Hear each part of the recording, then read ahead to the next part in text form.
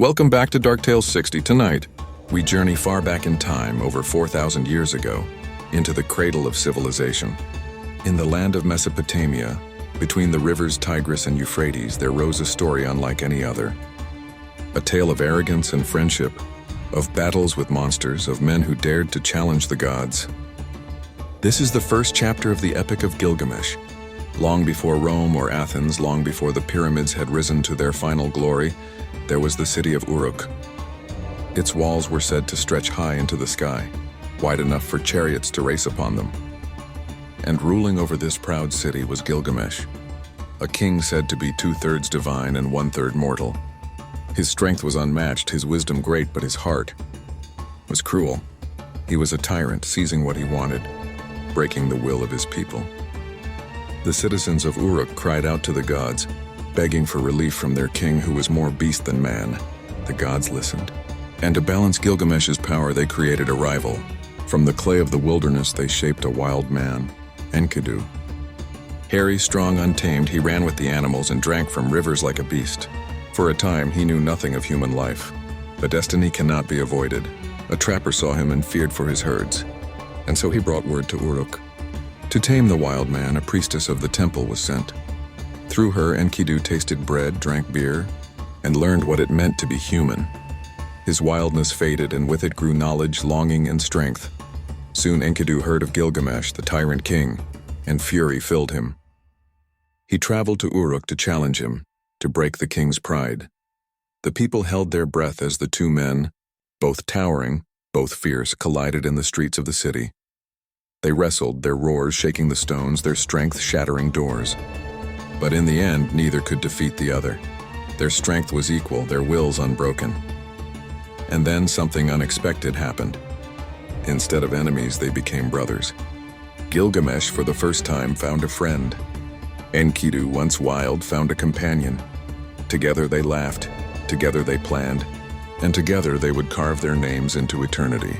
Their bond gave them courage, and courage gave birth to ambition. Gilgamesh's heart burned with desire for glory. He turned to Enkidu and said, "Let us journey to the Cedar Forest, where Humbaba, the monstrous guardian of the gods, dwells. Let us slay him and prove our strength to the world." Enkidu trembled. He had known the wild, and he knew the terror of Humbaba. The beast's roar was like a flood, his breath fire, his very presence death. But Gilgamesh's words were fire, and Enkidu could not resist the call of destiny. So the two set out, armed with axes and courage, blessed by Shamash, the sun god. The people of Uruk watched them leave, praying for their return. For days they marched through forests and mountains, until at last they reached the dark heart of the Cedar Forest. The air was heavy, the shadows thick, and every tree seemed alive with watching eyes. There, at the edge of the grove, Humbaba appeared. His face twisted, his roar split the earth. The ground shook as the monster charged. The battle was terrible. Humbaba's strikes were like thunder, his claws like spears. Gilgamesh staggered, Enkidu cried out. But neither retreated. Side by side they fought, their blades flashing in the dim light. Shamash sent winds to blind Humbaba, and with that, Gilgamesh struck. Together, with Enkidu's strength and Gilgamesh's fury, they brought the monster down. Humbaba fell, his head severed, his body crashing into the earth. The forest trembled, the sky darkened, but the two friends stood victorious. They carried Humbaba's head back to Uruk, their names now legends.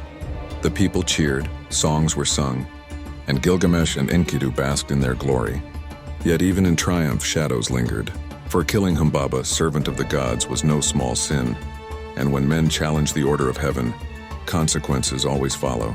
But for now, in the streets of Uruk, the tale was not of wrath, but of friendship. A tyrant had found his equal, and through that bond, his humanity.